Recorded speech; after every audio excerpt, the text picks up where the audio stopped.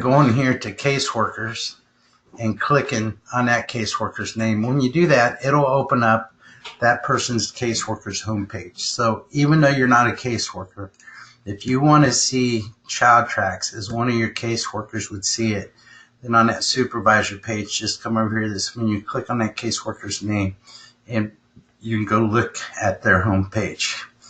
Okay, so now the first thing we're going to look at is the dashboard. Now, on this dashboard, everything on this dashboard pertains to clients, not homes or parents. If they need to go look at homes and parents, then that's under this requirement link, which we're going to look at here in about 20 minutes or so.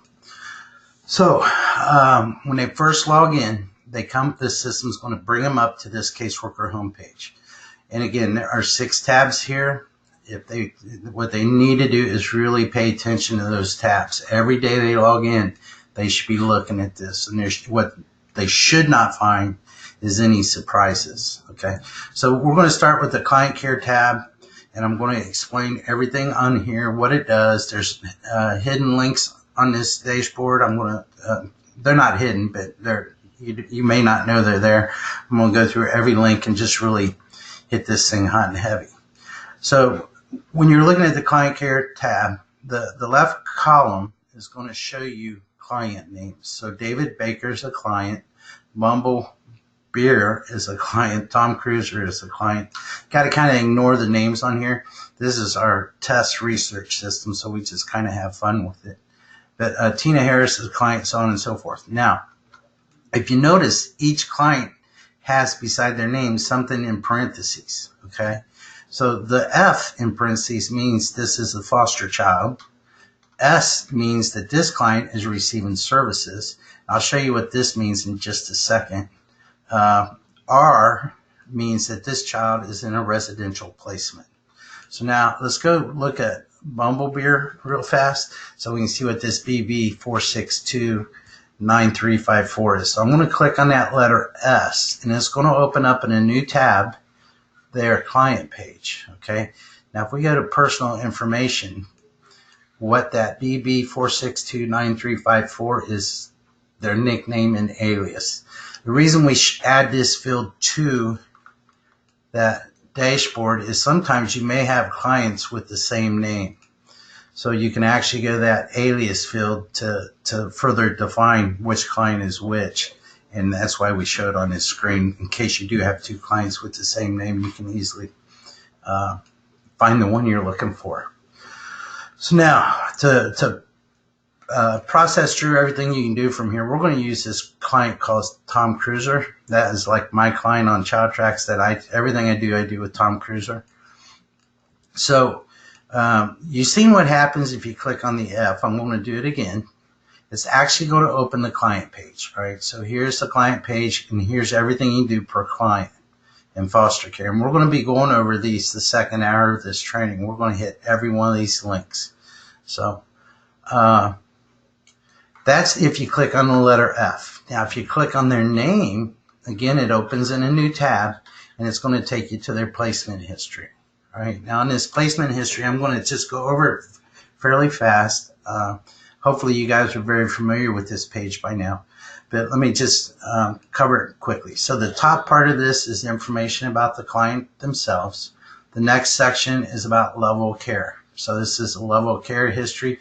You can see that the client came into care on 10/1 of 2012, was placed in the Kittenberger home. But you can actually see that first level of care the client had was basic. He had that till 11/6, and then it became TFC3 till 12/2. Then it became exceptional till 11/1. And now he's medically fragile. All right. Now, the next thing we're going to cover on this is there's 3 links here. Okay. The bed holds link will actually take you to a history of bed holds that have been entered for this client. Now, I do want to explain what bed hold means on ChildTrax, what its intended use was. A bed hold would be those things where you're still getting paid to hold that bed for the client, but they're not sleeping in that bed for that night or 2 nights or 3 nights or whatever. So that's when we built bed holds on ChildTrax. That's what we were trying to cover when we built this functionality. As you can see, you can get a printable report, or you can actually throw these bed holes right into Microsoft Excel. Let's go ahead and open one up so you can actually see the screen. Here's the screen. Now we can't add fields or take fields away from this. Now these lists, a lot of these drop-down lists, you have full control over on your table maintenance page. So this functionality down here is just like the functionality with incidents. So if I submitted this bed hold, it's 10 o'clock at night, reads my supervisor. He gets an email about this bed hold. He pops it open, looks at it. If there's something he didn't like, he can put a message in here. Click this button, and it's going to email me immediately back with whatever he typed into this field. So let's say he wanted me to change something in the notes field or whatever, then I could actually make the change if I click that. You know, down here I could say, read, I made the change request, and click this button. He would receive an email let me know that that change is done. So that's bed holds. Client incidents works very similar to bed holds. Here's a complete list. You can add a new one from here. And you guys, I'm sure, are familiar with incidents by now. Let's just a couple things I want to go over real fast just to make sure you know. Now on the incident screen itself, from here up are all standard fields. Okay, we can't change those. We can't remove them. We can't relabel them. Our system was built around these fields. But then from here down, we can actually configure it however you would like to have that configured. Now, we have a thing on ChildTrax called additional fields. So all this stuff I'm telling you down here that was added is called additional fields. When we look at the client page later this afternoon, I set something up before this training that will show you all the different types of additional fields that you can have on ChildTrax. And as I go through the presentation, I'm going to be telling you places that you can use additional fields and places you can't. So on incidents, additional fields are definitely available. Bed holds, they're not. The next link here is reconcile records. So our system can do invoicing. It can also, you can track your balances on our system. So, and that's what that link is to. This is mainly financial people that use that, not necessarily case managers. And then the next part of this screen is the referral that led to this placement. So if you click on this edit button, you can actually go look at that referral.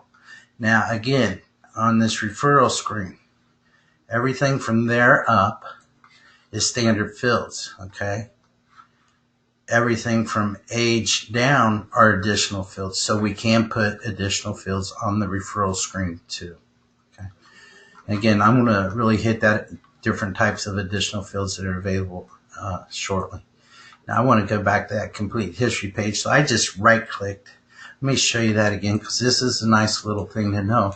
So, you know, I clicked on the referral link and I want to get back to that complete history page. If I use my right mouse button, then I can just hit that back, and now I'm right back to where I was before I went to that page that I'm hitting that button on. Okay, and then the next section is, before we go to the next section, if you're looking at this, these are used quite frequently too. If you're looking at this screen and you need to talk to the case manager, if you click that little envelope beside their name, it's going to open up an email window. And I'm not going to actually send an email, but it does work. If you want to talk to this person here is who Paul reports to. So if you want to talk to them, click on that one. It'll open up that little email window. And then if you need to talk to the intake worker, this is the new placement that just happened. There's some clarification need from the intake worker. You can click that and you can shoot an email off that intake worker real fast. Now, the rest of this is placement history. Okay, so on ChildTrax you have case management stuff and you have placement stuff. Well, this is all the placement stuff. So you can see on 10/1, he went in the Kittenberger's home. He was there till 11/29. Here's what the payments were. We do not show monthly rates on this screen. We only show the daily rates. If you need to see the monthly rates, you just click on this payment link, and then you can actually see the payment stuff. Now, not everybody will have this on their screen. Really, I think about the only security level it has that is a 4 or 5, and it may just be 5. So, and we'll look at the rest of these links after we get through the rest of this page. So now underneath this placement in the Kittenberger home, and on 11/29, he did move to a new home, the Luke Groundwalker home. But you can actually see the home payment history, you can see invoice history, but then you can see all the respites was entered for that client while they're in that home. And then when you get down here, here's where they were placed in the Luke Groundwalker home on 11/29, and notice you have another set of buttons. Now, this is where you want to pay particular attention to. This edit button pertains to this placement, okay? So if I click that, I'm actually editing the placement in that Groundwalker home. So on this screen, I can either move the client to a new home, put the client in a respite, or I can discharge the client. That's the edit button. Now that edit button and this edit button are different, right? This edit button pertains to this placement. Same way with that payment screen. So let's look at this payment screen real fast. And you see there's a lot of information on that one, okay? But if you come down here and look at this payment screen, there's very little information on this one because it's a single placement, all right? Now, the next button, placement information, both of these will take you to the same place, all right? Now, the only reason these will take you to the same place is because this was a movement to a new home. So the placement cycle is still the same, all right? And when I mention placement cycle, so a client's referred to you, they come to you on October 1st of 2012. They're never discharged from your agency. Today is November 20th of 2018. That whole time is one placement cycle. Okay, but within that placement cycle, you have multiple placements. So the placement in this home is a placement. The respite in here is a placement. The respite in the Jane Outlook home is a placement. All these respites are placements. When you move the client to a new home, that is a placement within that one placement cycle. So if this up here would have said client discharged, bad kid, reunification, whatever reason, and then they came back to you later, then every one of these buttons is particular to that placement cycle, all right? But these first two is to the placement itself. This third one is to the placement cycle. And then authorizations and medications are to this placement cycle. So these three, whether you're up there or down here, will take you to the same place as long as the client wasn't discharged from your agency up here. So this was a movement. So it's still the same placement cycle. So these still pertain to the same placement cycle. But these pertain to that placement. Okay, so what do these links do? Let me go back down to the bottom. The edit, I clicked on already. I showed you the payment. Let's look at what this link to placement information is. It takes you to the client page. All right. Again, if the kid was discharged from your agency up here, then this placement link will take you to that previous placement cycle. This placement link will take you to the new, but this is still one cycle. So that those buttons do the same. And the same with the authorizations. If you're using authorizations, this will take you to the authorizations for that placement cycle. And then again, medications for that placement cycle. Down at the bottom, you can actually make a printable report of this screen. If you ever tried to print web pages, you probably noticed that you could lose lines or you could lose stuff on the right side or the left side of the screen. It's like if you tried to print as a page break, if it happens right here, right, you could lose some of this information after the page break or before the page break. And that's why there's printable versions down here. If you use a printable version, you will not lose a thing. Okay, so that's that complete history page. So let me get out of here. So that is what would happen if you click on the client's name from your dashboard. All right, if you click on the letter, again, this is the third time I show you. I believe in repetition because it does help enforce training. Now, if you click on the letter, then you come to the client page. This page is really about case management. It has links to other things like their complete history page. But it's really about case management stuff, and it's specific to this client. So, okay, now, before we look at these things, I want to go ahead, if you're actually doing the work, so I'm the case manager for Tom, and I got his placement documentation together, and I want to go ahead and complete it from right here from my dashboard, I can do that. I can click on that due date, come in here, put the date that I did it. Let me just type this in there because it goes back so far.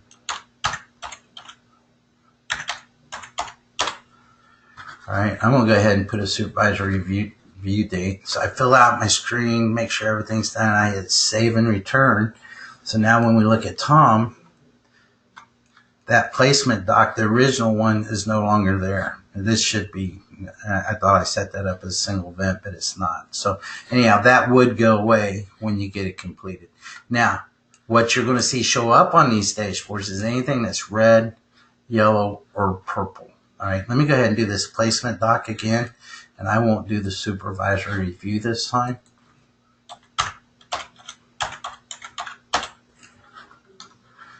Save and return. So now when we look at Tom, you're going to see, you should see, oh no, it went away. Well, maybe I do have that set up as a single event. Anyhow, if there's supervisory review, that placement doc would be sitting here and this would be highlighted purple at that point. Oh, here it is. Yeah, it drops down to the supervisory review section. I'm sorry, I had a senior moment there. So here is that item waiting on a supervisory review. So anything yellow, red, or purple will show up on this dashboard. Again, you can complete whatever the item is by clicking on the due date. Now, if you wanted to see for Tom here, if any of these items that are shown on the screen, if you wanted to look how many times this thing was completed, you can click on the words treatment status report, and it's going to take you to the search screen. All right, if you just hit go, it's going to default back 5 years. It's going to go ahead 3 years, and it's going to show you every one of these things that was completed for this client. Okay, so you can see it's a pretty long list of these things. All right, now you can look at each one individually by clicking on the edit button. All right, or you can even print a report individually by clicking on that report button. Okay, now this is a monthly status report, so I have it set up to where the system does the bulk of the work for you. You don't have to do much when you do a monthly status report, but that's the screen. So you can look at one individually, print one individually, or if you come down here to the bottom, you can actually hit print detail report. So if I click that, you won't get an error message on production box. I don't know what we're doing testing wise, but obviously I created an error by some of my testing. But what this button will do, it'll take every single one of those that are completed and put them into one PDF document for you. So you don't have to step down here and hit report, print it, report, print it. Now you can come right down here and get all of these in one printable report. So again, that's if you click on the words. Okay, let me just try another one real fast. Okay, so let me go down here and hit this print detail report. And there you can see every single one of those family sexual safety plans for Tom Cruiser is on this report.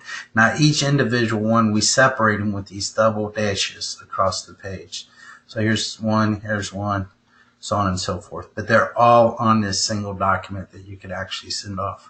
Where we see this used a lot is our partners, case managers, we get a call from the conservator or the custodian and say, hey, can you send me a list of all the physicals Tom had? So they'll go actually click on the medical exam or physical exam, whatever it's titled on your system, and run that report. And they may say, we only want to see it for the last 3 years. The kid's been in care for 6 years. Well, you can put it in 3-year date range, and you can create one PDF document of those 3 physicals for that 3-year date range. So that is the client care tab with things that are due, come and due, or waiting on a supervisory review. All right. Now, some of these items that you have as configured on your systems, you have as configure them to be that where our system will schedule the first one immediately at placement into ChildTrax. So I placed Tom back in 2012. The system goes out and schedules a lot of these first due dates. All right. Well, some of the items you don't have a schedule of first due date. And when that's the case, when you see one of these items on a client care module, you're going to see it, all right, a treatment plan, no worker due date, all right, police face sheet, no worker due date. So this is waiting on you guys to initialize that first one, all right. So to initialize one of these, so we'll look at David Baker here real fast. I'm going to go ahead and click on that. And what I'm going to do, I'm put the next due date is 6/25/2018. I would say initial date was 3/24/2018. And go ahead and hit save and return. So now that one is no longer here, but I bet if we go over here and look at David Baker on the client care tab now, we're going to see that treatment plan that's overdue from 6/25/2018. Okay. So again, these items are what shows up on this tab are the items where we don't schedule the first one. They're still important items. You still got to make sure you're on top of them. You're getting them done. So we show them there. Now, if you have things configured on your system where we don't schedule the first one and you find that your workers are letting them fall through the cracks, then think about setting up a pending task for that item. So this police face sheet, we could set up a pending task that says initialize police face sheet, right? That's due 30 days after placement, which will remind your workers to go get this thing initialized. So consider that if you find things falling through the crack here. Again, if they are, they're not looking at their dashboard. They're not using the dashboard completely. I would start there, training them to use that dashboard absolutely as a positive tool every day that you're logged into ChildTrax. But even then, if they're still letting it fall through the crack, consider pending tasks. Now, the links on this particular tab are the same. To completed item, you click here. If you want to run to see how many of these were done, that takes you to the search screen. The F takes you to the client page, and the name takes you to the complete history page. So that's the client care with no worker due dates. The next one is the contacts tab. Now this one, before I actually go into this, I just want to, I'm going to repeat this 3, 4, 5 times during this first hour. When we built the caseworkers homepage, all right, we tried to build it to where workers can quickly do their ChildTrax work, because we know one of the hardest problems agencies have is just getting people to do the paperwork, right? So the whole design behind this was to simplify the navigational structures of ChildTrax for caseworkers, because they do 80% of the work on ChildTrax, typically, right? So this contact tab is going to show them every client they have. So here's a client, right? Here's the next client. Here's the next client, so on and so forth. All right, and again, you have the R. If there's an alias nickname, you'll see that. You see what date they were placed on and their current age, right, for the client. But then for that client, the system knows what case management setup it's under, this client's under. So if you look, this client, David Baker, is under Zepps County Case Management. That county requires one event with a total of 0.2 hours per day, all right? So if you look on this section, the periods are days, all right? So this is today, that was yesterday. Now, there's actually 2 halves to this, all right? So this requires one event with a 0.2 hours per day. The left half tracks from right here over, tracks events, the number of events, and then from here to the right tracks the time, right? To get a better feel for that, we'll really focus in on that as we get down this list a little more. All right, so for today, there's been nothing done. Now, when it becomes like 8 o'clock tonight, maybe 8:30 tonight, 9 o'clock, this thing's going to turn yellow because the day is almost over and nothing's been done yet. Right now, if you look at yesterday, there was nothing done, and both halves of that are yellow or red. So let me real quickly, I want to go ahead and put something in for yesterday, and I'm just going to cover the time period. All right, I'm going to make sure we meet that requirement for time.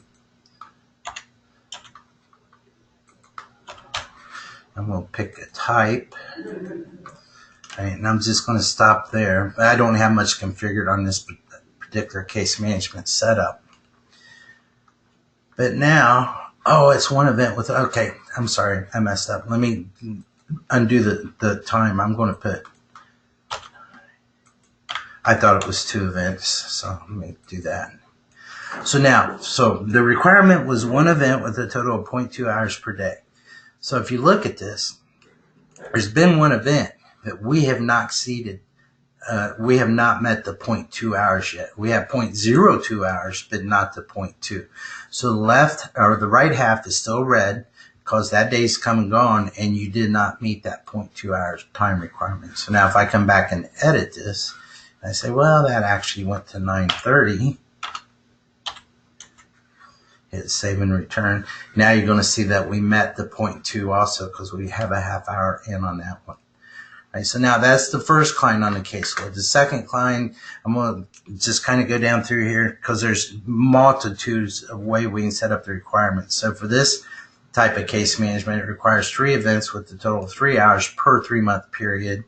And I just kind of mixed this, gave it a mix of different things. This requires 1 event with 1 hour per 1 week period.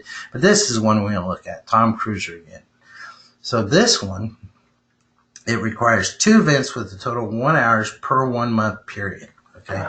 Now, a couple things about this. So when a case manager is checking their tabs, we built this dashboard to where they don't really have to read, because the system works as far as these yellows and reds. All you have to do is log in here and scroll up and down. So, you know, when they check this tab, they don't have to say, okay, this is Dave Baker, blah, blah, blah. They just scroll down and look for things, okay? If you see yellow, that means you still have time to get it done. If you see red, you're out of time, all right? Now, this one is yellow because this requires 2 events with a total of 1 hours per 1 month period, all right? We have 1 month. Or we have 1 event so far, but it requires 2. Today is the 20th, so we're halfway through the month. So we go ahead and turn this yellow now because we are halfway through the month. So if I was the actual caseworker for this, when I did see this yellow one, I may pause, read this real fast, look at down here in the corner, see what the date is, and say, this is still fine. I don't have to worry about this yet. But then as soon as I get to this one, I'm going to say, uh-oh, I didn't meet my time requirement in October. So, and with something else I want to point out, these periods change based on how this is set, right? This value here. If that's a week, then you would see weeks here. If it's a month, you see months. If it's a day, you would see days, so on and so forth.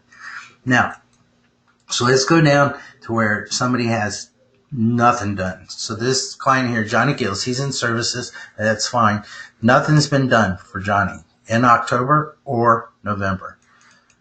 They actually can do the work from here. So if I went out and seen Johnny last night, or if I just forgot to do my October one, I can click on this, enter my October one. But I'm going to pretend I went out and seen Johnny last night.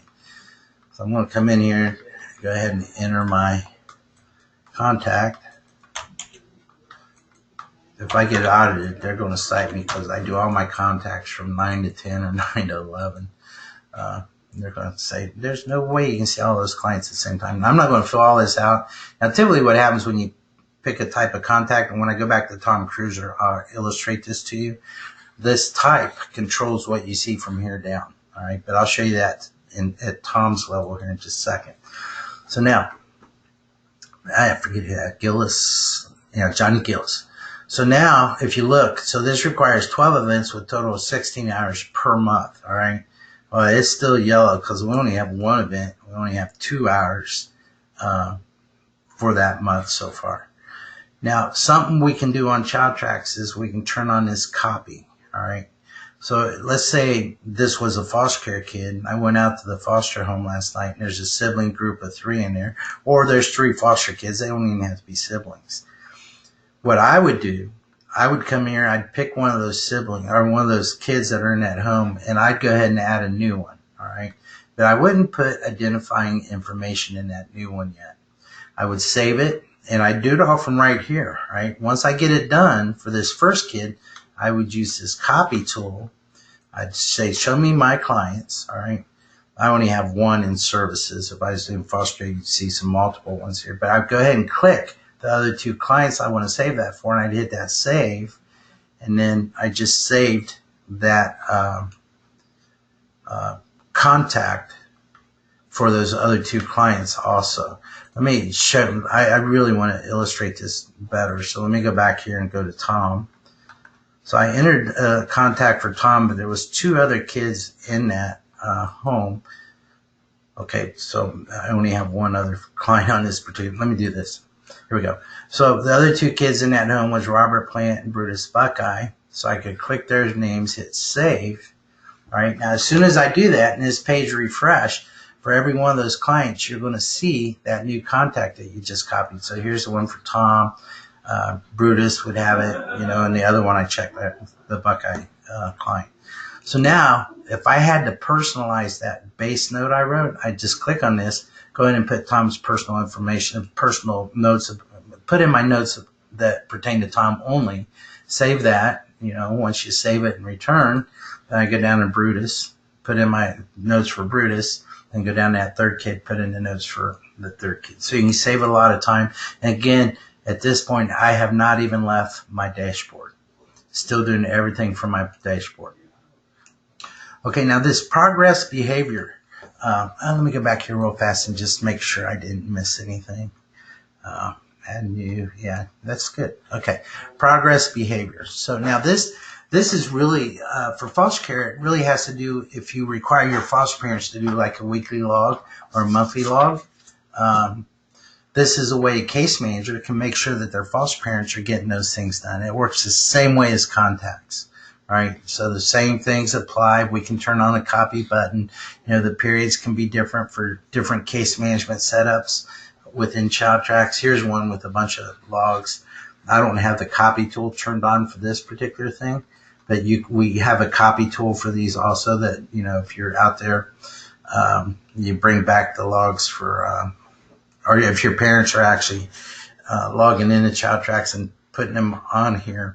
I mean, the copy tool probably wouldn't be that relevant for your case managers, but it's there if you want to use it. So again, if something's already done and you want to review it, just click on this, and then you can go review that progress note and return back to that tab. So that's the progress behavior tab. Pending tasks. Now, what pending tasks are is we have a way in ChildTrax where when you make a placement, you make a movement, you enter a respite, you enter a discharge, or if you just go to that edit placement screen and you type notes in there that are going to be emailed off to somebody, we can generate what's called a pending task based off of that. So some of the examples is, I just put some things I know I've seen people use it for. Client orientation, teddy bear was placed. When we set these types up for pending, let me just go show you how it actually works.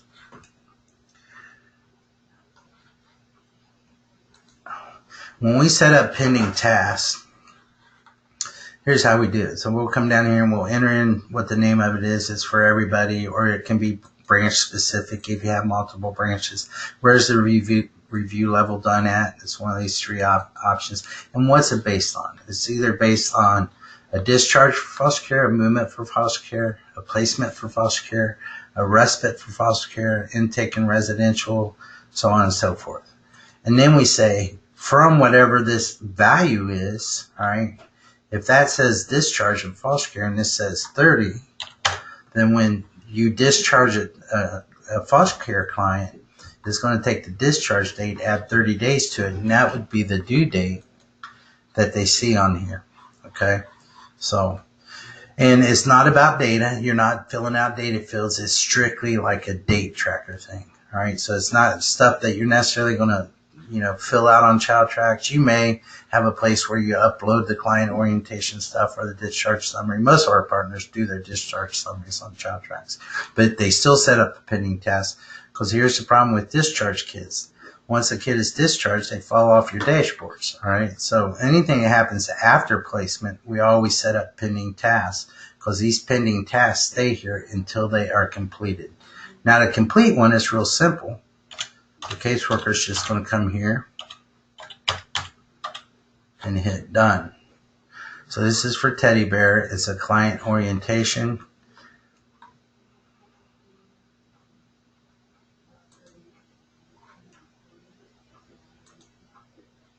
Okay, so now if I come back here, you notice that is not here any longer.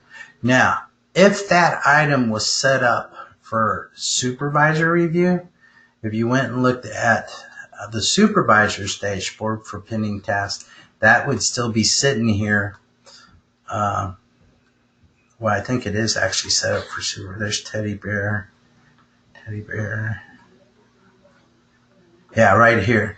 So that is actually set up for supervisor review. So it's still sitting here on a supervisor dashboard until that supervisor says he's done.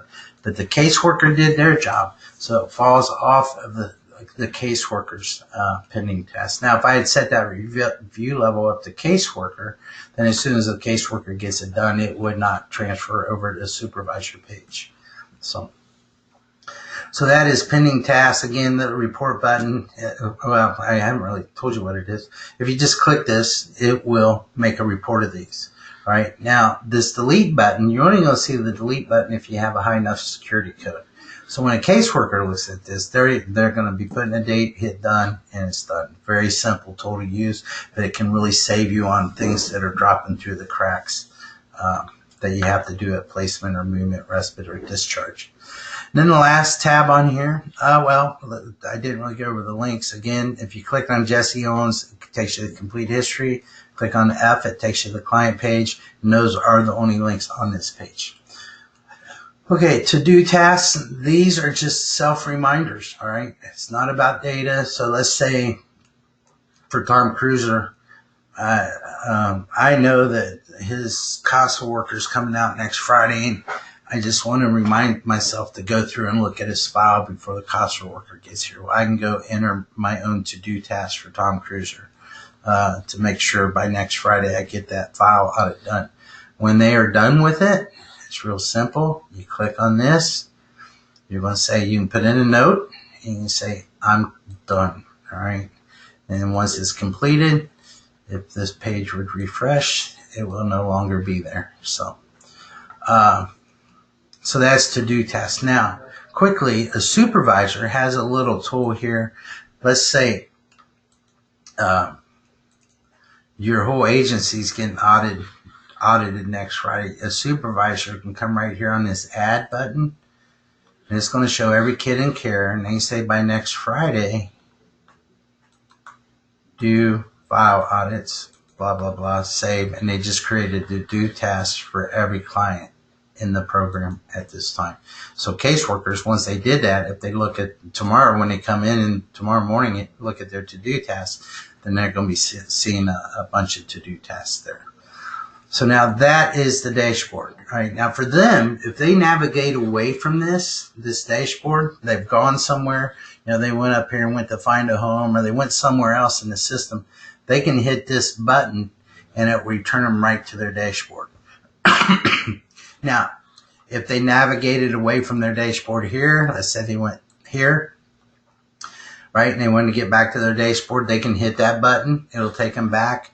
Or on this pullover menu, if they get back to the main one, they have a link to the dashboard to get back to their dashboard. So there's easy ways for them to get back to their dashboard. And again, a lot of stuff you can do right from these dashboards. Right now, when I go out and train new partners, I tell them, so when you log in the morning, please take 10-15 minutes, deal with your dashboard tabs, all right? Once an agency's up and fully running on it, I don't even think it takes a caseworker 10 to 15 minutes to deal with stuff on their dashboard. I think it's a lot shorter. But then once they're done with that dashboard, what I tell them to do your pullover menu. It's called a pullover menu. Click on placements. And this is going to give them their census for their caseload. From this page, right here, everything they need to do on ChildTrax, they can do from this page. Either here, or if it's stuff about themselves, they can click on this little gear to take care of their own stuff. But from here, anything they need to do on a client, on a foster home, or whatever, they can do from this page. Now, this page is for Paul Hanrahan's case only. For supervisors and other people in ChildTrax, this link here under the client, I'm going to open that in a new tab. Now, this you do by either foster care services or residential, right? There's one for each program, but if it's foster care, click that, and you're going to get all the kids in your branch on that page. And again, from this one page, anything you need to do for a kid or a home, you can do from right here. So let me go back to that caseworker homepage where all they see is their own caseload. And if they're doing casework in foster care, residential, and services, they'll see all of them. If I didn't have residential kids and services kids, I wouldn't see this part down here. I'd just have my list of foster care kids. Now, I'm going to step through this whole thing column by column to kind of illustrate exactly everything that can be done from this page. So let's say I went out and did a home visit last night for Tom Cruiser. I can come right in here, hit that contact, and I can enter that contact. Now, I told you when I do this for Tom, I was going to show you a couple things. So let me go ahead. I'm going to blow this screen up a little bit more just to make sure you can see it well. Here, let me just make it full screen. So once I put a date in, I can now select the type. Now, when I select the type, so I'll pick home visit here, the type will drive the fields you see below location. Location up is all standard fields. I mean, we built a lot of functionality around these fields, so we can't turn them off, can't relabel them. They're there. But what happens below that is driven by the type. So let me change this to face-to-face. You can see that the fields change. Let me go down here to individual therapy. Again, the fields change. So the type can actually drive the fields below. But the important piece was that, so I entered my contact, saved it, all right, for Tom Cruiser for my home visit last night. And as soon as I close that window, let me just start this again. Let me go for Tommy Gunn. So I fill this out, I save it, I'm done, close this window, and I'm right back here, okay? So let's say I found out last night that Tom actually had an incident in school yesterday. So I can pick incident, I can enter that incident for Tom. As soon as I'm done, I'm right back here. But let's say Tom also had a medication change last night. So I can come in here and change that medication, whatever. So this action thing provides links to do the following things. Enter a contact, do behavior log, incident, medication, enter a collateral contact. If you're using the connection stuff, if you don't know what that is, don't worry. You will know by the time we're done today what connection is. You can go log a connection here if you need to change the level of care, or if you, Tom went AWOL last night, I need to put a bed hold in because they're going to hold the bed for 7 days. I can click on that, enter a bed hold. So again, everything you do from here opens in either a new window or a new tab, all right? So I'm just going to work my way across now and just kind of show you everything available right from this page. So the first thing is this little magnifying glass. And all this was to do was to be able to allow the user, sorry, I just got a Charlie horse, click on that magnifying glass, and it allows the user to see a little bit more information about this client, all right?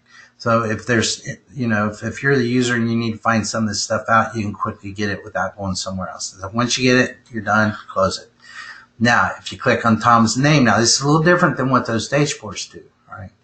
Remember on the dashboard, you clicked on the letter F. On this page, you click on Tom's name, and it takes you right to the client page, okay? Again, the difference between this and the dashboard is to get to that client page on the dashboard, you click on the letter F. But on this, you just click up. We skipped the placement history on this screen because we wanted to make it a quick navigational tool for case managers. So clicking on the name of the client will take you to the client page itself, okay? Now the next column is the actual home. So if I'm the case manager and I need to do something with the ground walker home, I click on that home. Again, it opened in a new tab. So now everything I can do with the home, I can do from right here. Now, as a quick precursor to our next release, which is happening, Jason sent the email out, I think 2 days ago. I believe it's December 1st is when we're updating the system. The homes, the parents are no longer down here to see the parents, and this is just a quick introductory. Hopefully, you guys have been watching the videos on YouTube on this upcoming release. But here's how you get to the parents. Now, this is a single parent home. Here's the big change. The other people involved with that home, whether it be biological children, alternate caregivers, whoever, you have a lot of functionality to those people now. So that's just like a little preview. So anything you need to do at home, you can click on that home name. System's going to open a new tab, take you to that place where you can do all that work. As soon as you're done, close that tab, and you're right back to your placement page. Now, payers. typically a case manager won't be doing this work, but on that other page I showed you, this foster care census, it works the same way as this. So I'm going to go ahead and step through these, even though a caseworker probably won't be doing it. Matter of fact, if a caseworker, if that is a link on their homepage and they click on it, they're probably going to get a message that says you don't have permissions to do this. Now you can come in here, you can set up a new payer, do a rate change, whatever that thing is, change level of care. If you're in Virginia, you can set up a new billing level, so on and so forth. So that's if you click on a payer. The level of care column, again, watch where it takes you. It's that page we were just on, all right, because level of care is part of that payment screen, all right? So you can actually go adjust level of care. Again, when you're done, close that tab, you're right back to this page. Bed hold. Click on the word bed hold. It's going to take you to that list, all right? You can add a new bed hold by clicking on that button, fill it out, save it. System will shoot off its notifications to whoever needs it, and voila, you just entered a bed hold. Now, this next column is kind of tricky. For foster care, it's easy. The only thing you're ever going to see in this column is CI. If you see CI, it means that the client has an incident that has not been completed. So you can actually click on it, and it's going to take you to the list. All right, and again, this is color-coded. So if anything on this list is any color other than green, all right, then you will see the CI here. And now remember, you can enter a new incident from this drop-down list. But this is just to let you know that there's still an incident open on this client that has not been totally finalized. All right, the next column is a link to medications. Again, new tab, here's their history. Hopefully you guys know about these buttons down here. You can report all. You can actually get a report of all these medications, or you can get only the ones that are currently active today. There's more information other than what shows up on that screen, and we can add additional fields to this screen. So I'm trying to remember to tell you guys everywhere we can put additional fields. Okay, the next link is referral. That link's going to take you to the referral that led to this placement, okay? It's not going to take you to a list of all the referrals that this kid has. It's going to be to the referral that led to the placement, which is the reason this kid's on this list in the first place. And then the last link is authorizations. And this is going to take you to the authorization history for that kid.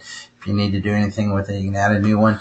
We can add additional fields to authorizations too. If you notice there's a detail button, there's more fields, and we can add more fields to authorizations.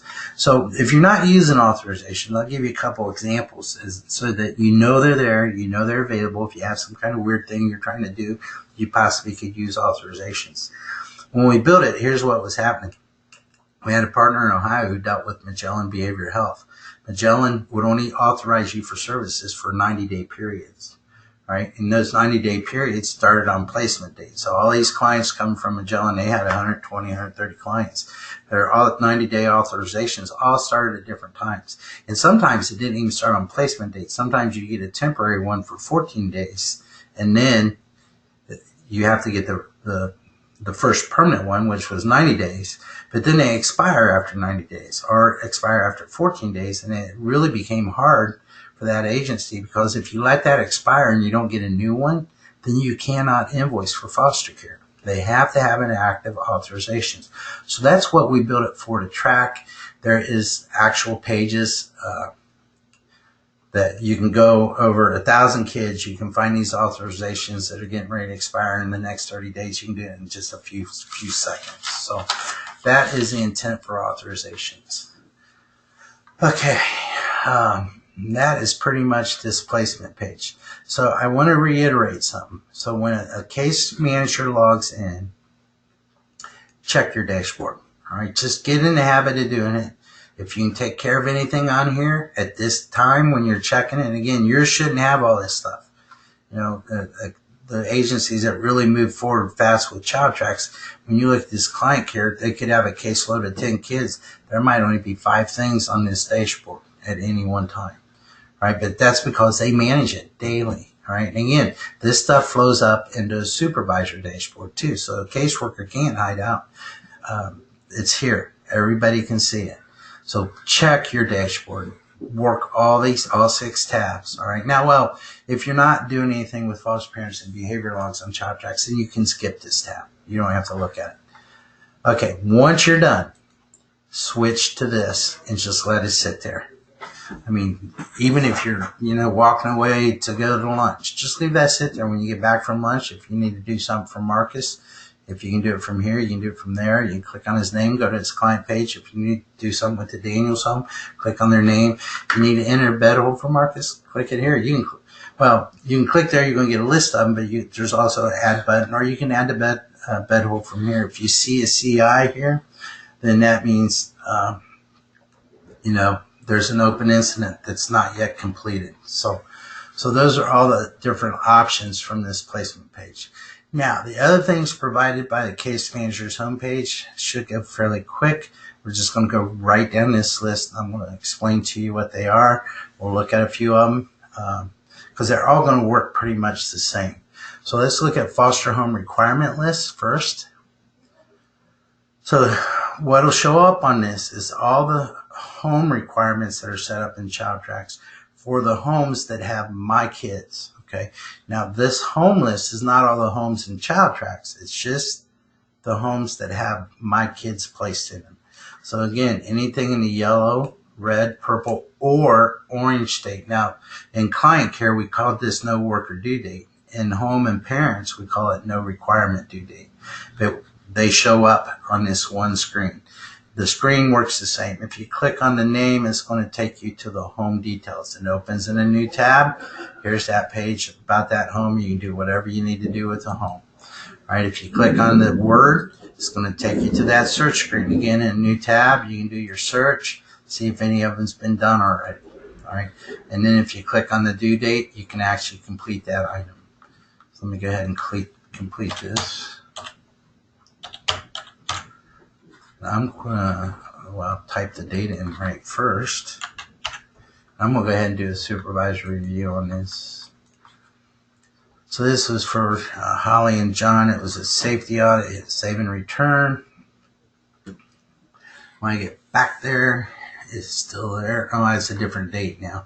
But anyhow, so if this was like due yesterday, and the next one ain't due for another 3 months or whatever, then that would fall off that dashboard. So you can actually complete the items here too.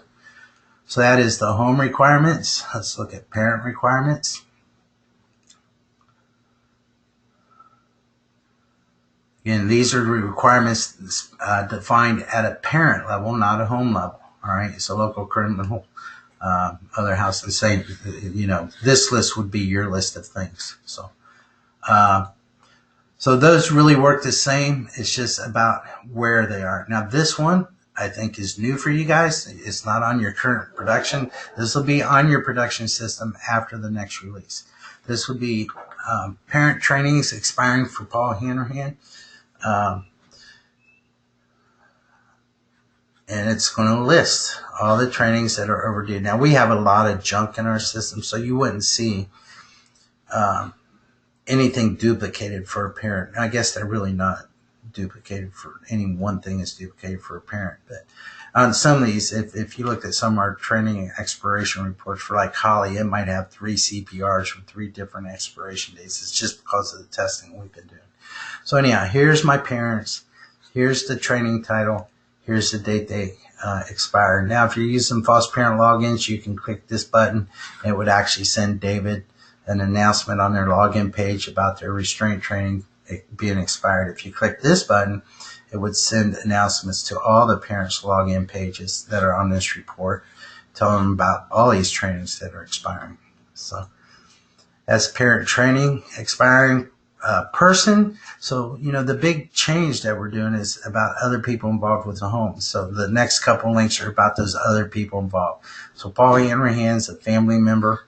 His TB test is overdue. And again, this all works the same. If you click on these, you're going to go to the person details.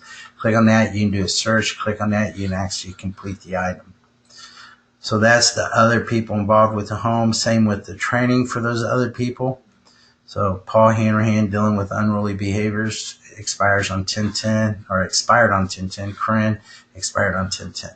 So foster parent date tracker thing. I think we're all familiar with date tracker stuff. So here's those date tracker things. They're either yellow or red.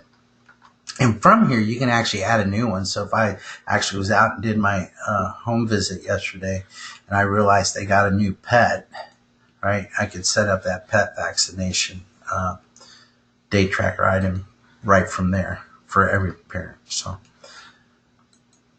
auto insurance expiring, driver's license expiring. I'm sure you know what those are. So I'm not even, well, we'll look at one. Look at auto insurance. So here's why I decided to go to this.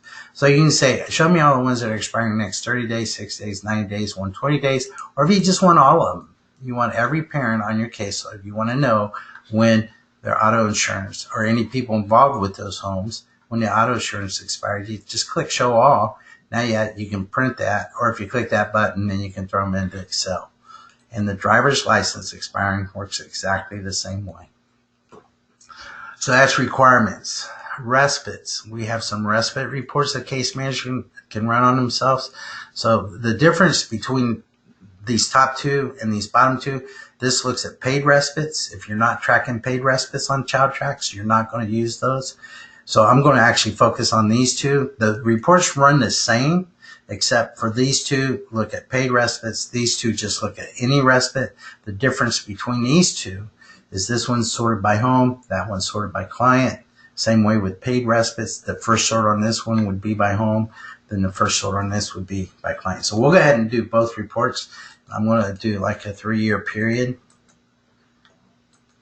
Again, this one is going to look at paid respites. Now, if you just want to look at one kid, just type part of their name in there, all right? And then we'll look at Dayton, hit show by branch, and there's the only paid respite for Tom Cruiser that matches my search criteria, okay? Now, if I take this out of here to show you that there's a whole lot more behind the scenes, here it is. Then you can see that you can be specific. And again, this is sorted by client, all right? So now let's go ahead and we'll just run the normal respite report by home so you can see the change in the sort order. Again, I'll do the same 3 periods.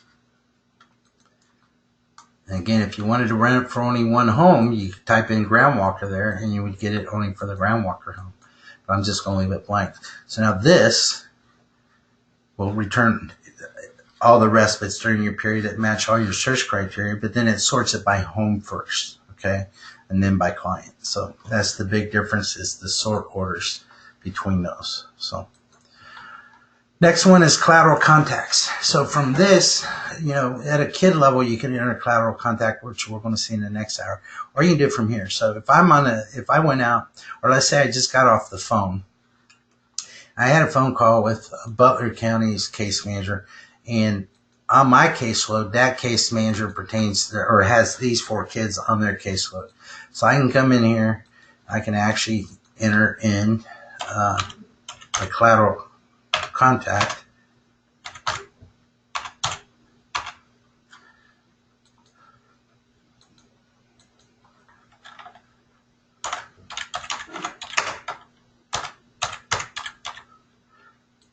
You know, in these lists, these drop-down lists, you have access to those, so you can put in there whatever you want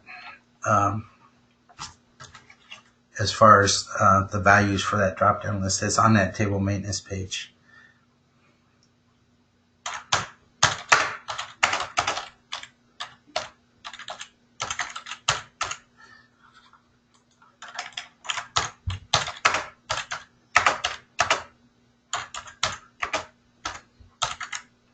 Okay, so now I'm going to go ahead and save this, and when I do, I just created collateral contacts for all 4 of these clients, okay? Now, I did something on that. When I did that, I put in there in the notes field 100, the number 100, because the next thing I want to show you is how you can search for these. This is a very robust search tool, all right? So I can come in here, I can put in, you know, the last 2 years. All right, I can come in here and I can say, if the number 100 was in the notes field, return that, okay?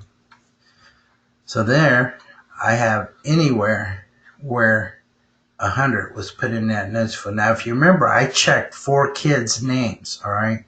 Here's the 4 kids. So it created 4 different notes with that number 100 in here. So now, let me get this out here and just do a plain old search. So with this way, I'm saying show me everything for the last 2 years. So you can see there's quite a few more than if I put something in here. But let's look at this contact description field. So we have this column here. So we have one Medicaid. Let me put Medicaid in here.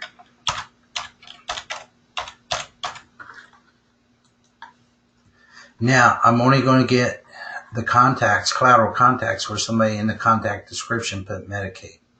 All right. Same way, if you know you just want to find the ones where you talk to Jones, George Jones, then put George in there, or Jones in there, and you only return those ones with who you talk to there. So it's a very robust search tool. All right, very, very handy. This whole search functionality came strictly from partner feedback. They've had ideas. You know, a lot of those people have built out these types, and they use it for many different things. To-dos, same thing here. If I want to enter multiple to-dos for kids on my caseload, I can use this, and it's going to default them all checked. So then if you didn't want them for 3 or 4, you can uncheck who you don't want them to get. Set up your due date next Friday. This is a file audit. Make sure you audit these files by next Friday. Hit save, and you just enter to-do tasks for all those kids for yourself. And then you can run searches on those to-do tasks. And the last thing we want to look at is reports. These are very good. This one especially, minimum standards report. So a caseworker for themselves, they're only going to have their option, their name here. But I can go look and run audit reports on myself. So I can hit search, and it's going to show me who was on my caseload during that month and year you pick. Their placement date, if they were discharged during that period, that May discharge date would be here. When was the last time treatment plan was completed, the last team meeting was completed, if you're using those things on ChildTrax. Then it's going to show you all the contacts and all the collateral contacts that was entered during those periods for that kid. All right, so each row is a client, and then you have that different information that's available to them. So, you know, our most diligent case managers that use ChildTrax, you know, if it'd be like it's November 20th right now, around the 5th or 6th of November, they were checking the previous month. They use it all the time to look at their previous month just to make sure, you know, they're comfortable with the way things went. The next three we don't have to really open up. I'm just going to tell you, if I click this training report, it's going to actually open a training report for every foster parent on my caseload. Emergency form is going to open an emergency form for every client on my caseload, and face sheets would open a new face sheet for every client on my caseload.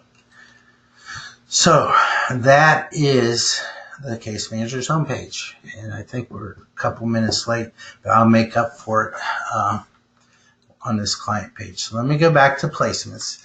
Again, I logged in, checked my dashboard, I switched to placements. Now I'm ready to do some stuff with Tom Cruiser. All right. Now, the reason I'm covering this is just really to make sure everybody understands how it's used, and also to make sure everybody understands everything that's provided down through this list. Okay. Now, first thing, if you see something highlighted with this light blue, it's just telling you this is an expandable, collapsible region. Okay. So there's only 2 things on this page highlighted with that. It's connections and placements.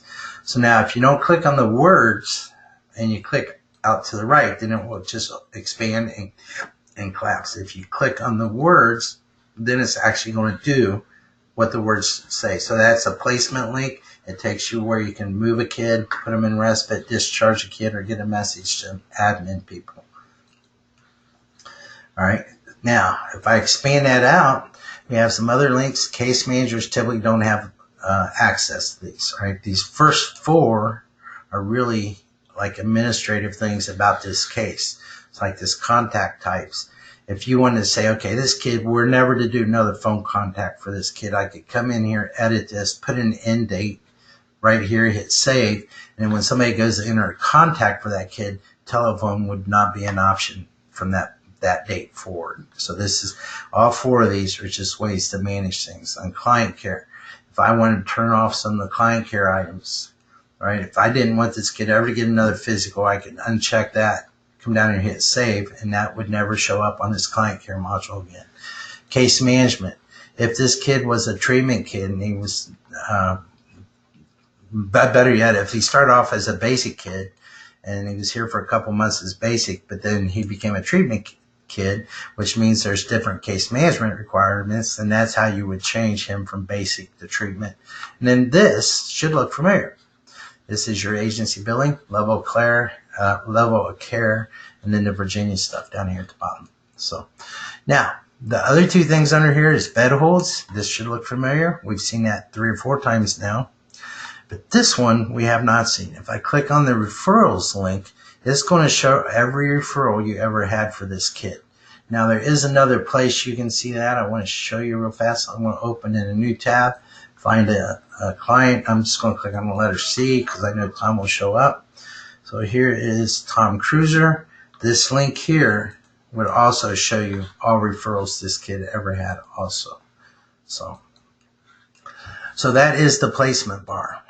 Personal information. Personal information.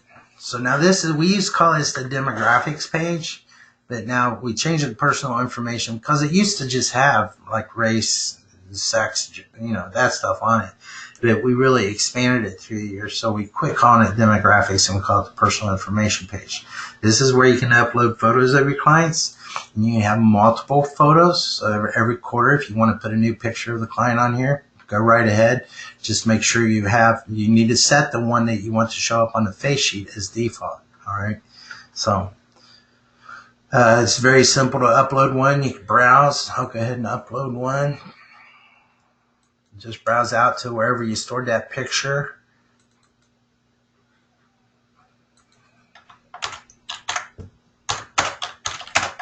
And here's what I want to really point out is really use these description fields wisely. All right. The more wise you are with these description fields, the more easier it is, especially on document uploads, more so than pictures, the more easier it is for you to go right where you want to when you're looking at a big long list of these things later. Okay. So I couldn't, that picture's a GIF file. It's not a JPEG, so it didn't load, but that's how you would actually load one up. Right. Now, if I had set that new one to default, then that's what would show here at that point. Now, on this page, everything is standard fields from here, from this notes field up. All right. Again, we can add additional fields to the screen. So we can build as ever many fields on here as you would like. All right. So if you want to know what this kid's golf handicap was, we can put a field down here where you can type in what their handicap is on a golf course. All right. So again, we have what's called dynamic fields. You're going to see in a little bit the different types of additional fields we have. Anything we put on this screen, well, I don't want to just make that a blanket statement. Most anything you put on this screen, we can show on other things. So that's personal information. Personal history, I'm going to go ahead and pop that open. You guys know this. That's their placement history. Okay. The next one is the client care module. So before I get into this module real fast, since I keep talking about additional fields, I set up this client care item to actually illustrate the different type of additional fields we have. So let's take a look at that real fast. So the first type we have is a checkbox field. It's a single field. So like this might say the kid has an IEP, right? If he has an IEP, you check it. If not, that's fine. This is a date field. And if you set up a date field, then you have the calendar picker also. Right now, we can do digital signatures. So I set mine up so I can actually illustrate this. So I'm going to put in my PIN for my digital signature, and I'm going to hit that validate. Your PIN does up. If I could type right.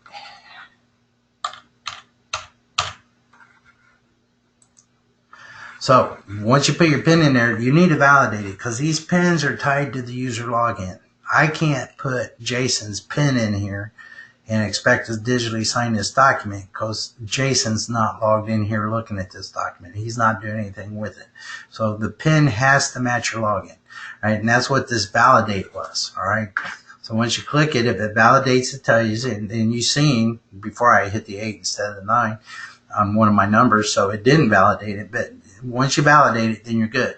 But make sure to actually save that you need to save the form. So just go down and find the save button real fast, and you save that digital signature. Now, if you have a high enough security setting, you can reset that signature. Okay, now this field is a document upload. So let's go ahead and upload a document real fast. I'm going to browse out. Now this is very, very important when I talk about the actual description. So we'll call this, I'm going to title it the same thing that I had the client care items set up to. I'm going to say May 2015. So if you got something you're doing over and over and over, man, get real specific on these descriptions. When we come down here and look at this document tab, you'll see why. Right? And it's going to tell you if it didn't save, it's going to say it erred. It'll probably tell you why it erred. But if it did save, it's going to tell you that it saved. Okay. Now, if I hit this refresh list, then you're going to actually be able to see that document that I just uploaded. All right. This is an email field. So I can actually type a message in here, and I can define an email rule. All right. Let me go show you this. So I can define an email rule like this contact test email, and I can have default people that these things are going to be sent to. So for the Dayton branch on this contact test email, it goes to Brad and myself. All right. So let's pretend that's what this field is. So I can type a message in here, hit this button, and it's going to shoot an email immediately to Brad and Paul. All right. So that's called an email field. Again, I'm going over the different type of additional fields just so you're familiar with them and know what's available. The next type is a header field. So we can build headers all the way up and down these. The headers go over on the printable reports too. The next type of field we have is a hyperlink. So here I set up a hyperlink to WebMD. So if I click on that hyperlink, it opens a new tab, and it's opened up WebMD. All right. So if you have places that your staff's going to on the internet to get information, we can build hyperlinks within these forms to save them a step of coming up here, opening this, and so on and so forth. The next type of field is a multiple checkbox. So this one you can select multiple values. All right. Next one is signature capture. So I have a little signature capture device sitting here on my desk. It's called a Topaz device. You either use, if you're going to do signature capture, you're either going to use these Topaz devices, or you're going to use a mouse, or like the touchpad on a laptop, or some type of touchscreen device. So what I'm showing you right now is a signature capture device. All right. I'm not going to waste my time, or your time, more importantly, trying to do a good signature. I just kind of hit the thing and put some scribbles up there, and we'll type my name underneath it. All right, and then once I'm done, I'm going to hit save signature. Okay, and then we have text box fields, and these are just some examples. Here's what we can set up: a 25 character text box, 50, 200, 1,000, or 7,000 character. 7,000 characters are about a page and a half of typed text. And then we also have a type of field that shows the client's current age. So anywhere on the system, if you want your staff to always know what the client's current age is, we can set up an additional, where additional fields are accepted, we can set up one to show the current age. And then we have a type called dynamic fields. This is where, remember on the personal information page, I said we can add additional fields there, but more importantly, I can show them in other places. Here is some of those examples. All right, so some of this stuff comes from that personal information. This comes from the replacement record. All right, now there's two different types here. This youth place at location, that's their current foster home. This would be when they originally placed with your agency. So those are the different types of additional fields we have on ChildTrax. Now, the client care bar. So we'll start with this jump to. This collateral contact works the same way it did from the case manager's homepage, only it's particularly about this kid, except for one caveat. All right. So I can come in here and I can enter a collateral contact for this kid. All right. And for this kid only, as far as clients go. All right. But now I'm not actually going to save this. So I would fill all this out. But if I wanted to put a copy of this collateral contact into the foster parents log, then I can click that button, hit save, and it's going to actually write this to the client file, but also write it to the home file. So you would have a copy of this collateral contact out in the home site also. Now, if you're at the home of Luke Groundwalker and you enter a collateral contact, right now Luke has two kids. He has Tom Cruiser and he has Tommy Gunn. If I was doing this from Luke's home page, then down here at the bottom, there'd be a checkbox for Tom Cruiser, and a checkbox for Tommy Gunn. So if I'm doing this at a home side, then I could write it to both kids. Okay, so be well aware of that, because remember, you're sitting here at this placement page. So you did a home visit last night, and there's 3 kids in that home. All right, you need to enter a collateral contact. Well, maybe instead of doing it at a kid level, come here and do it at the home level, because you can do it one time, put a copy in the home, but also put a copy in all 3 clients at the same time, if that would meet your need. So, okay, so that's the collateral contact I'm going to jump to. Again, this just lets you search, and it's going to let you search all the different ways that you can search. Next thing is to-dos. This would be able to enter a reminder for yourself for this client only. And then if you want to run a report on all those to-dos that you put in the last 12 months or whatever, you can use this. Now, these 2 things, some partners use these. Case info, some of your setups, we had to set up what's called case info. Some people don't have case info. So if you have case info for like biological family issues, and you know if you do or not, then this is where you go to enter that information. And in the same way, this permanency, everybody at least uses these 2 fields. All right. This is the estimated length of stay, and this is what the permanency goal is. Now, a lot of our partners, so you have permanency goal, aftercare plan, but you can also have concurrent permanency. A lot of our partners don't want them filling this up with a bunch of information, so they'll actually have additional places in case info, like expanded permanency plan or whatever. They'll use a combination of both to track that. So, okay, so that's the jump to. Now the client care module itself. All right. So these items are the items that your agency wanted to track on ChildTrax in regards to the client. All right. This module really serves 4 purposes. It's a list of the items. It's the scheduler. All right. So this is when I complete this additional field types. It looks like I have it set up as a yearly requirement. If I complete this one, come in here and put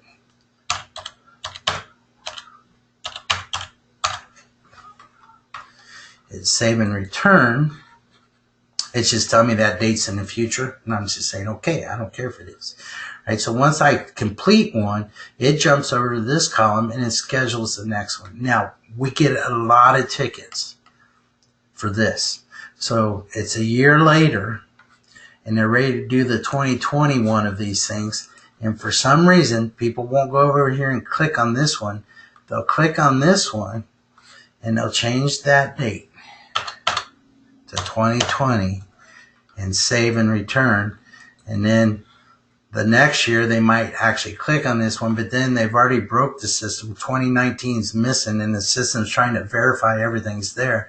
So to do the next one, you don't use this column. If it's the next one, you use this column. We only put this up here because a lot of times you may need to review the previous one you did. If you need to go past the previous one, then you're going to click on these names. That's another function of the client care module, is that repository. So let me look at a medical exam. Here's all the medical exam this kid has had since he's been here. Again, I could hit this button, put them all into one printable report. These are Adobe PDF reports. People can't change them. If you come in, if this was a Word document, you came in and changed number of siblings to 3 or to 4, you only changed that on this report. You didn't change it in the database. So a lot of our reports are PDF for that very reason, right? But so the repository type thing is another function of this client care module. So far I've covered 3. Let me tell them again. The list of items you want to track, the scheduler part of this. Now, if we don't schedule the first education portfolio placement, this would be orange, saying no worker due date. Right, so the second thing is the scheduler. The third thing is the repository. And the fourth thing is the actual data for each form. So it's the fields that are on these screens is the fourth thing that does for you. Now, earlier I talked about a kid started out as a basic kid, and then he was here 2 months and he changed to treatment kid. All right. So when you go in here and change the case management setup from basic to treatment, if there was things you were doing at basic that you don't do for treatment, they'll fall down under one of these gray bars, okay? So there's stuff that's hidden in these gray bars. Now, we don't leave those expanded out. If we did, here's what this would look like, all right? So we don't want that. What we do is anything that's not ongoing, actively ongoing, is what we want to show up here, okay? That's why these bars are here. So a lot of the stuff you do, you only do one time, you do it at placement, you never do it again. So instead of leaving those up here in the way, distracting you, causing noise and clutter on the things that you really need to be concerned about, we hide them under these bars. So there could be things under these bars. Again, once you do something on here, if you change things, it doesn't go away. It's somebody. If it goes away, somebody actively deleted it. So that's the client care module. Behavior logs, if you want your foster parents to be doing these, this particular setup requires one log within a 1 month period. So if you look, all these are monthly periods. The actual screens themselves, the only standard fields are these two. Everything else we would customize to you. Most of our partners, foster care partners, they do use behavior logs, but they don't, the foster parents are not logging them on ChildTrax. They actually bring them back from the foster parents. And the only thing that's on the screen is a document upload, so that they can upload a digital copy of those behavior logs from their foster parents. There is a search tool. Now this, well, let me explain this. Search back based on the past 7 periods. So this is a monthly requirement. So you're going to see the current month and the previous 7, okay? Previous 6. I'm sorry, 1, 2, 3, 4, 5, 6. Yeah, previous 6. You can change this. You can go back all the way to 30 days if you want. There you go. So you can quickly see for the month what's not done. You also have a search tool here. So if I just hit go, again, it goes back and goes ahead.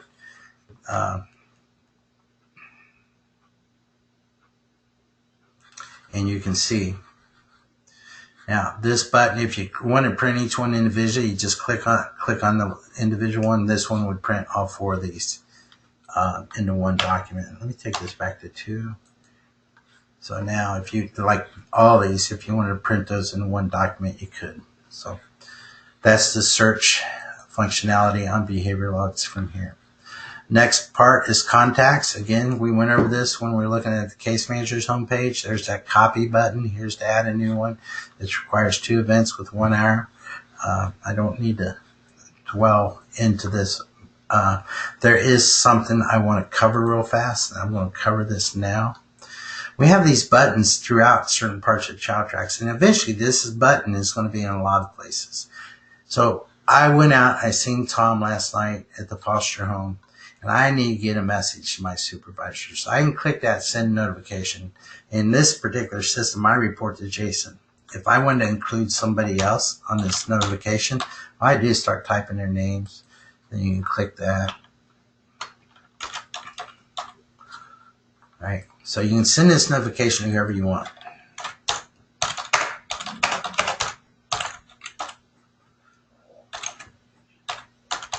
Right. So once I do that and I click this button, then it's going to shoot off a notification. Those notifications are tracked. So if I want to see a history of all the notifications that pertain to this thing that's on the screen sent through ChildTrax, I can hit that history and I can see all the communication back and forth. But let's say I only sent this to my supervisor and said, hey, I really need you to look into this, right? And it had something to do with this screen. So I hit this. I'm not going to do this, but I hit that button. So that person that I sent it to is going to receive an email immediately. And this on their homepage is going to change from a 0 to 1. All right. So they click here. Will actually pour over that notification. And this subject is a link. And if they click on that link in a new window, it's going to open up this form that you sent the notification from. So if you sent that to Jason, Jason can click on that link. He can quickly look at whatever he's supposed to be helping you with. And as soon as he's done, he can actually do this, right? And he can type your name in there, send you a notification, hey, here's what I want you to do, or whatever that was about. And then yours would turn to 1. You're going to receive an email also. The emails do tell you what it's about and what kid and what the item is. So it would say the contact on 11/16 for Tom Cruiser. So I did want to make sure I covered that. Send notifications. That very, very handy tool. Again, that was something ideas we got from partners. So that was contact checks. Client incidents. Again, we've looked at this before. To add a new one, you click here. If you want to report, some of our partners actually, they do, I'm going to do here because there's not that much in here for a month. But a lot of our partners will actually run reports using this period thing here, and that's what they send off to the placing agency. Okay, I don't have a date, right? Anyhow, so you put in your date range, hit that report, and you're just going to open in their entirety the incidents that happened within that date range. So that's a nice little tool. If you need to add a new one, simply click on that, and you're offering off to run a new one. Yeah, there's a sample of that client's current age dynamic field. So, and I talked about the email originator, email coordinator. So I don't think I need to cover that again.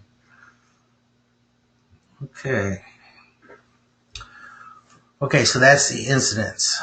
If you have any questions on those, just wait till we're done, and we'll have plenty of time to go over questions at the end. So, medications. So, if you're not using medications, you can. Everything I'm showing you is available to you. We do have a medication list that was from about 3 or 4 years ago from pharmacy.com that includes side effects, but it's a pretty comprehensive list. There's like 1,200 medications on that. And when we first got that list, a lot of our new partners said, yeah, load that for us. But then here lately, most people want to build their own list because 1,100 medications is a lot of medications to have in this drop-down list. That thing, you just scroll and scroll and scroll to find the one you want. So, but on the table maintenance page is where you can control your medications. There's a link. So, again, we can add additional fields to these. So the standard fields are from here up. That's what comes when we turn ChildTrax on. These are the fields that are there that we actually can add however many fields you want down here. Now, most of our partners today have an upload place down here where they want to upload the original prescription from the doctor, so they keep track of those. So, but that's the medication tab. There is some reporting tools at the bottom. Let me get back to that page. If you want to add a new one, you just come down here, pick your new one from the list. If it's not in the list, click this new button, add it first, then come back and pick it. Fill it out, hit add, and you just add a new one. If you want a printable report of all the medications that's ever been tracked on this kid in ChildTrax, click that button. If you just want a report of their active medications, you can click that button to get a report of the active medications. So that's medications. Diagnosis. You can do both types of diagnosis on the systems. You can do a 4 and a 5 to add a DSM-4, which most people are done using, I think, now. It took a while, but I think they're done. So this diagnosis, we're going to say is good for a year. Who did it? This is a search screen, so you can actually look for one. If they're already on your list, just click on them, and it'll fill in the rest. If they're not there, just come down here and add them, okay? Now, Dr. Phil don't have a phone number, but you can add that now. Here's where you put the GAF score. We'll say this kid's 89. GAF time frame is on the mission. Is he duly diagnosed? I'm going to leave that blank. And you can actually put a note in here. Now, once you save this information, then you can start adding the other things. So we can come to the DSM-4. We'll do an Axis 1 category. We'll say eating disorders. And it's eating disorders NOS. Then I can add another one. We'll say this is Axis 2 category, mental retardation, moderate, so on and so forth. So you can just start building those out. If it's a DSM-5, just click on the DSM-5, and it works the same way. You're going to fill this out as soon as you add new. Then you start doing the F301.9 or whatever those diagnoses are. You can start adding those diagnoses to that client's record. Okay, I need to take a quick drink of water. Sorry. Okay, clinical items. Now, every system we have, every partner, every system, I don't believe there's two partners where this looks the same. So when you first come in here, we're only going to show you the top level. What we have in clinical items, we have a parent-child relationship structure, which means you have a top parent. In this example, I'm showing you the top parent is presenting problems. Okay, let me expand this out. Underneath presenting problems, you have two childs, a long-term goal and an objective. Okay, so these two are childs to this parent. Now, there's actually more than just that structure. Let me find one that does. So on this one, presenting problem, again, is top parent. Long-term goal is the child to presenting problem. Objective is the child to presenting problem. But under objective, they have some more stuff. So this objective, not only is it a child to presenting problems, it is also a parent to person responsibility and mode frequency. All right, so these structures are all different on almost every partner system. No two partners have the same structure. Now, so when you first come in here, we only show you the top parent item. If one is not active anymore, let's say we finished this one, and we'll say we finished it yesterday. When I save something from a top parent,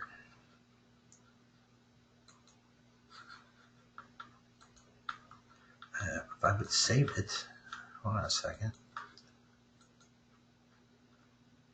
Okay, so when something is ended, it won't show up on, when you first come in here, it won't show up anymore. Now, if I click the show all, it will show everything that's ever been active. If they're highlighted gray, that means they're done. The client's completed these, or they discontinued them for some reason. The client's not working on those anymore, right? If I just want to look at the ones that are ended, I can click that button and show just the ones that are ended. If I want to see just the current ones, this is the default display when you click on clinical items. It's show current, okay? Now, so we have these relationships, parent-child relationships.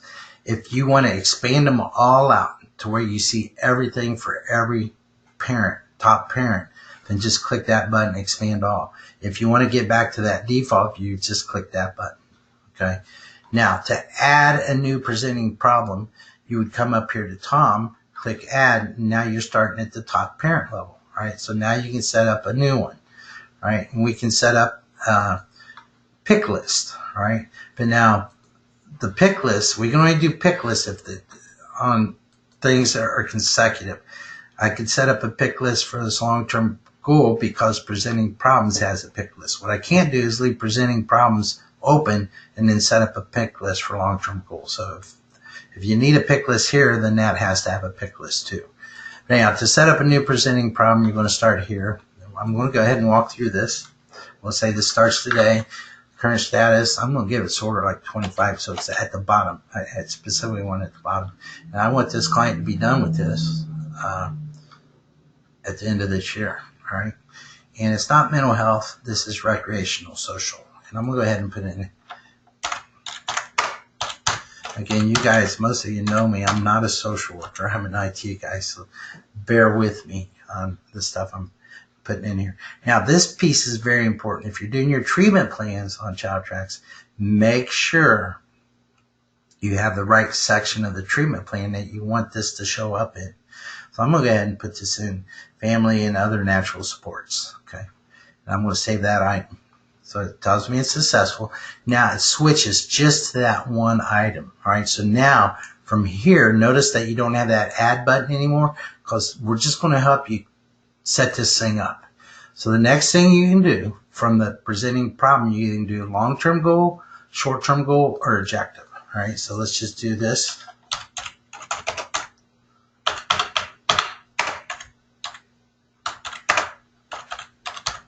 And we'll default the status, the start date, and the target date based off of what that parent item is. Okay.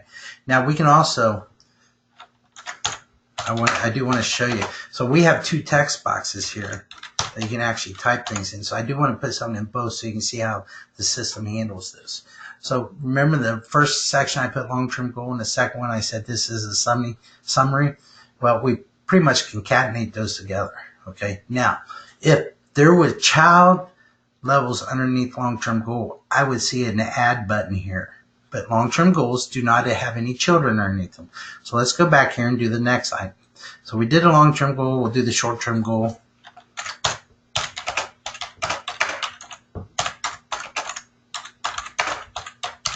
Again, don't get hung up on this structure, but really focus on how it works.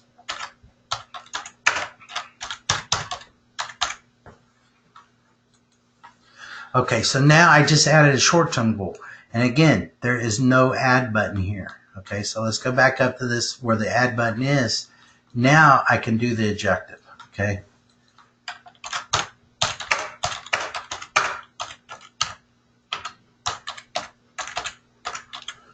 And I'm not going to put a summary on this one. I'm just going to save that. Now if you look at objective, there is an add button, which tells you there's some children underneath the objective. So now at this point, we can come in, enter the person responsible.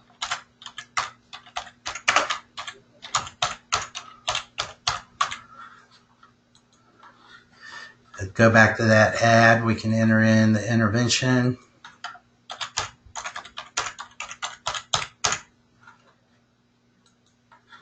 Come back to this add, and we can enter in the mode frequency.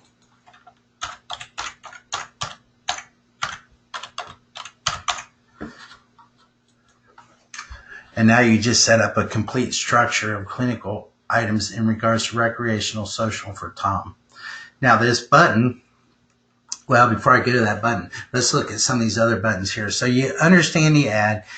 Long-term goal does not have any children, so the add's not there. But if you need to edit something you did there, just click on that. You can edit it. When you're done, close it. This will refresh and show you the edit. Now, when we configure this structure on your system, again, I don't think any 2 partners of ours has the same structure here. Well, you're going to tell us we want to do progress updates at this level and that level. So you only see this progress button at the levels where you tell us that you want your staff to do progress updates. Okay. Now, the delete button, you're only going to see delete if you have the right security privileges.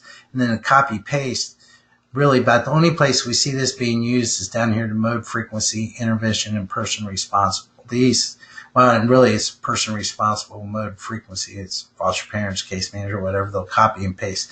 But you do have to drag and drop the thing to copy and paste. So that is the different buttons for each one of those. Now let's return to clinical list. And we'll go show current. And I want to collapse everything. So there's that new one I just added, recreational social. So if you want to report for a certain time frame, you can come in here and put January 1st, 2018 till December 31st of 2018. And it's going to return anything that was active during that date range, including any progress that was entered. Let me show you. We're going to act like we're going to do progress update on daily living. So when I click on that button, the screen will show you any other progress that's already been entered on that. All right. And then if I want to go ahead and enter progress for the day, put that in there and write my progress. And I just entered a progress update for that clinical item. So if I did this year, that progress I just entered would show up underneath the presenting problem in this report down here. These things can carry over automatically to your treatment plans. We can show them on monthly status reports. We can show them on the contact checks. We have dynamic fields, which is one of the additional field types I showed you earlier, that can pull these things pretty much where we want them. So that's clinical items. Next one's authorizations. Again, we went over that, so I don't need to beat this horse dry. Next one is home details, which we've covered that. Again, we have mapping going on. We're doing a lot of, I shouldn't say a lot. We're starting to use Google Maps to map certain things. We're going to be doing more work with Google Maps in the coming year. Special payments. This really isn't for case managers, so I'm going to just skip that. If they go here, I don't even think they can do a search. Typically, we don't let case managers get into the payment stuff. Emergency form would print an emergency form for this particular kid. The training report would print a training report for, in this case, with ground walker. If he had a wife or if it was a two-parent home, it would print a training report for both parents. Next thing we have is face sheets. Let's go ahead and look at this.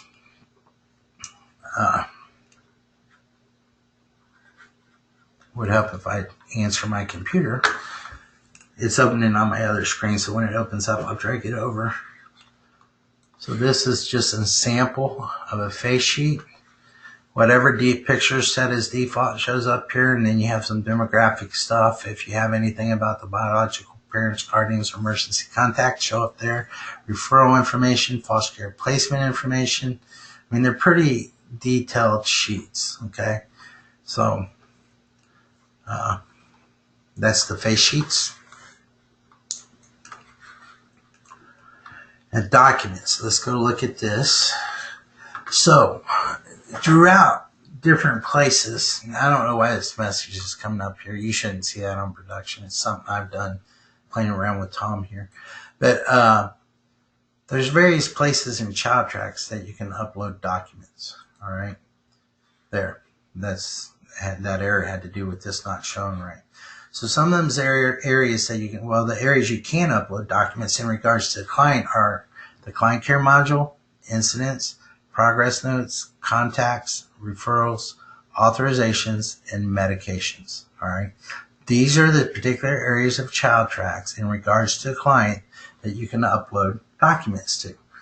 So if you want to see documents in client care, look at this list. This is kind of representative of what we see on a lot of our partners' production systems as far as the amounts. All right.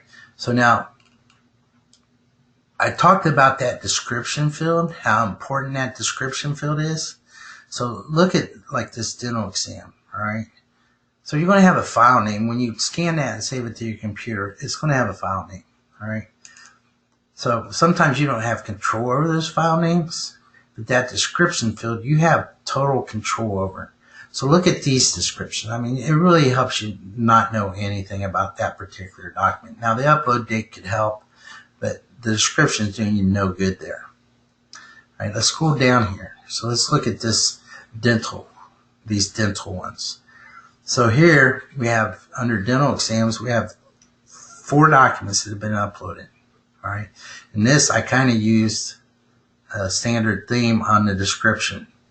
So if I'm on the phone and somebody wants to know about Paul's dental or Tom's dental exam in 2018, I can just look at these descriptions and find that form very simply, click on view, and I open the one I want. If you don't use these wisely, then you're going to be opening 3, 4, 5, 6 documents before you find the one that you want. All right. Now, notice something else about this too. From right here, you can upload more documents into this hearing thing. If I click this button, I can upload a document. I can, just like I showed you before, and it will show up under this hearing too, which is great for medical, dental, and optical if there's follow-up appointments to keep that all tied together, right? So if you took me to get a physical on 11/29, and the doctor said, well, I really need him to come back. I need to look at his hair growth. It seems to be slowing down. You know, so 2 weeks later, you take him back and he looks at my hair growth, and you want to upload another form, but it was a result of that physical from 11/29. You can put that second form right inside with the physical that started that follow-up appointment. So that's why that description becomes very, very important, because this can be a long list. Now, on my development wish list right now, let me go ahead and we have all these documents divided up by where you see it. But at some point in one of our future releases, there's going to be a button here that just says all. And then when you click on that, anything that's under this one anything under there, anything under there. They'll all be in one list, and we'll further clarify what it is and where it came from on that list. So that's the documents bar. Then the last thing I want to show you is connections. And, let me go ahead and explain that out. So we built connections, I want to say it was maybe 4 or 5 years ago. And what it was, the federal government was pushing a mandate to the states that you need to keep kids connected with cultural things going on in their communities, with extracurricular activities going on in their communities, with siblings, with extended family, with grandparents, aunts, and uncles, and keep them connected with fictive kin. Fictive kin is nothing more than like a neighbor who the kid considers an uncle, right? So it was a huge issue with the federal government to keep these kids connected to those things. And we had some partners in some different states where the states made it a very huge issue, and they wanted specific reporting on those things. So that's why we built connections. So there's 3 parts to this. So let's look at expectations. This is a definable list that you can select, or you can set up your own type of connections. All right. I just put these on here, some examples: extracurricular activity, healthy connection, sibling contact outside of region, sibling contact within region. So now Tom, we have 2 connections that we expect him to be part of: sibling contact outside of region and healthy connections. Again, a healthy connections is grandparents, uncles, aunts, cousins, fictive kin, those type of things. Right, so those are the 2. If we also expect him to stay involved in extracurricular activities, I could set up that expectation. All right.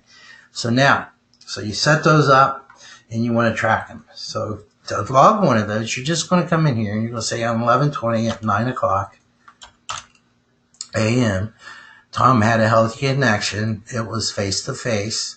It was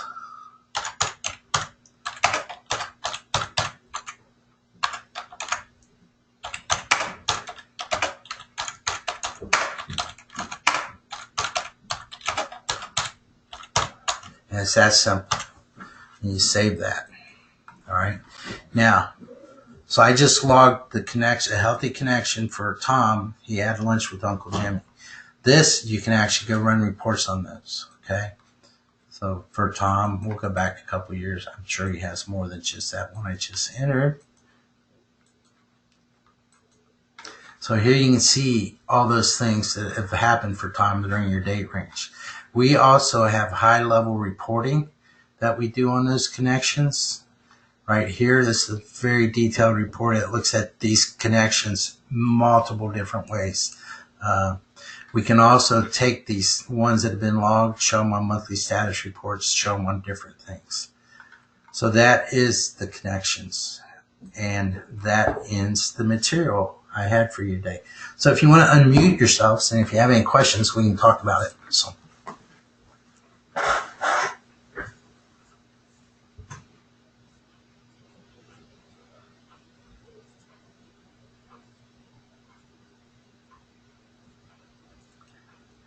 Hello?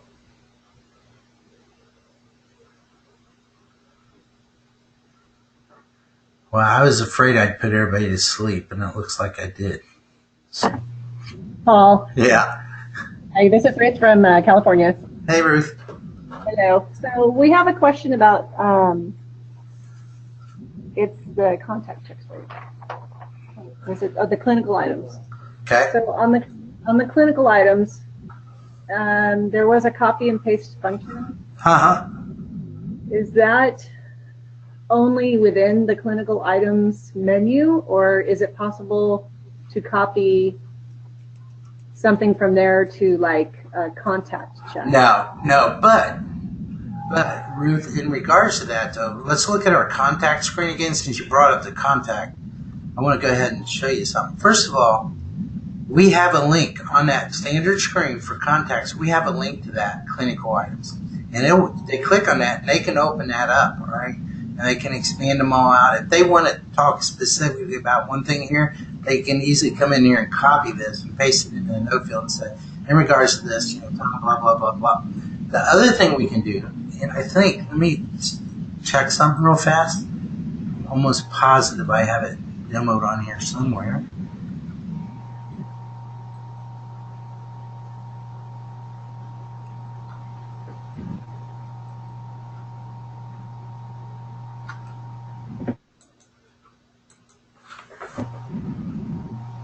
Well, instead of me looking through the rest of these types, let me just explain what we can do. So, you know how when I clicked on this, it opened that clinical item screen? Open this, right? We can set up a dynamic field on these contact screens. Like we can show the goals that are active for this kid right here, right? We can just show them automatically on the screens. Does that make sense? Yes, that makes sense. Thank you for going over that. Oh, you're welcome. Yeah. Yeah, the copy and paste, let me just reiterate the copy and paste functionality. That's only to copy and paste things between these things, okay?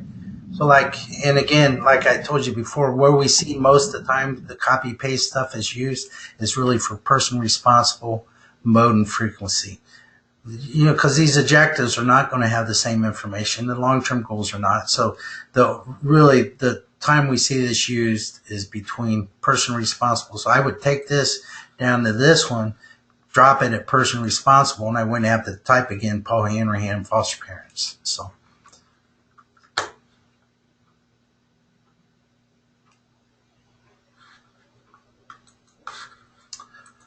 Okay, any other questions? Yes, there is. Hold on. I want to get clarification on it, though, real quick. So give me 1 second.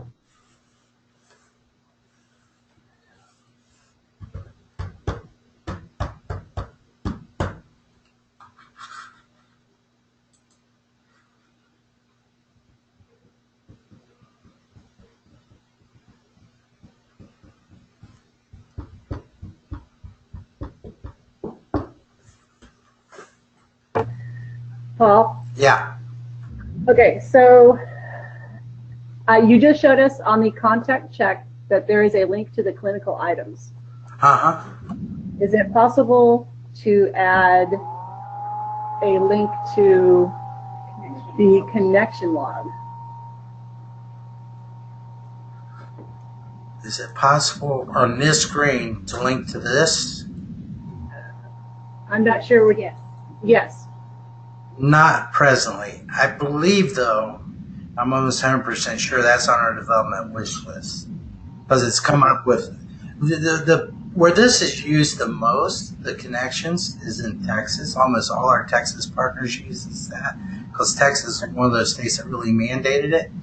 So, and I'm pretty sure in our development wish list, there's a way to log those right from a contact. Presently, you cannot do it. So. Okay, thank you. You're welcome.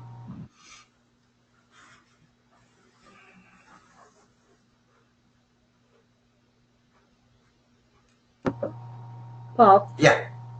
I just want to say that this was very informative and has given us a lot of ideas for us to contact Zephyr to have him add stuff. Good. Hey, Ruth, I would just want to say to you, my support team over there absolutely loves you, and I do too, because I seen a ticket you logged one day, and you said, Zeph, I went and I reconfigured this thing, or I forget what exactly the details of it.